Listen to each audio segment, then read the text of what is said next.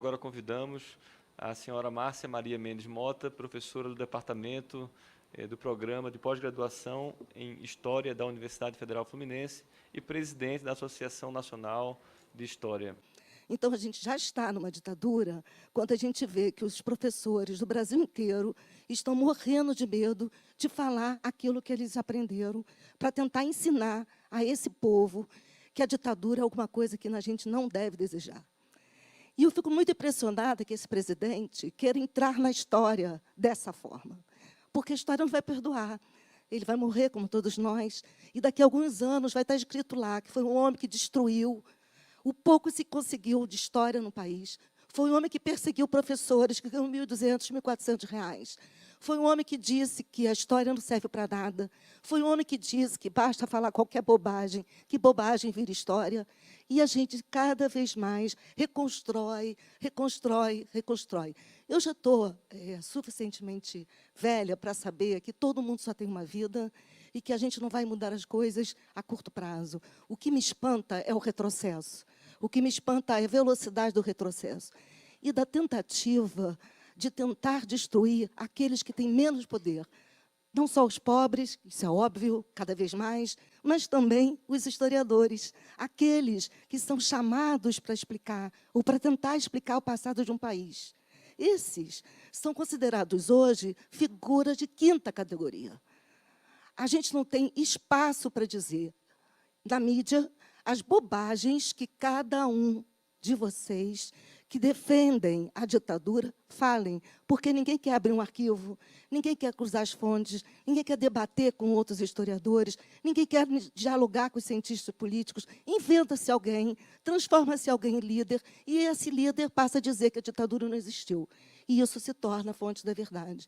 É isso que eu acho que essa casa tem que deter. Porque se a gente não conseguir deter isso, tudo vai ser possível. Vai ser possível amanhã dizer que não houve escravidão. Aliás, já estão dizendo que ela foi tão mansinha, que os índios, na verdade, não precisam estar lá, porque aquele espaço não deveria pertencer a eles. A gente vai alargando e esgarçando a possibilidade de reinventar o passado, mentindo o tempo todo. E os historiadores ficam reféns de uma situação em que eles não têm recursos para se defender e para defender a nação. Se a gente quer paz, se a gente não quer continuar lutando, se a gente quer construir uma nação minimamente digna, pelo menos a gente comece por respeitar o nosso passado. Em nenhuma democracia se destrói o passado, qualquer que seja ele. Quando a Alemanha se unificou e um filósofo tentou, um cientista político, não lembro mais, tentou dizer, num texto clássico chamado O Passado Não Quer Passar, clamando à população que esquecesse o nazismo, o Holocausto, um filósofo chamado Habermas disse, não, nós precisamos lembrar o passado mais duro, lembrar, construir centros de memória, porque se a gente consegue lembrar o passado mais difícil, é capaz de a gente construir um futuro mais generoso, né? Então, eu acho que o que a Associação Nacional de História está tentando é fazer o óbvio, é reiterar que essa categoria tão desprezada, de chamada historiadores, sabe o que diz. Não está inventando.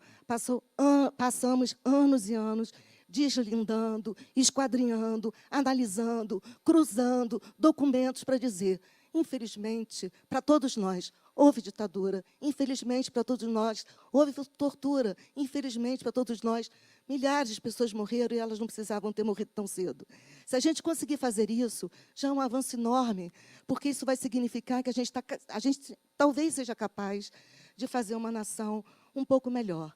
Do jeito que está, da forma como a mentira solapa qualquer evidência histórica, é muito difícil acreditar que já não estamos em algum tipo de ditadura.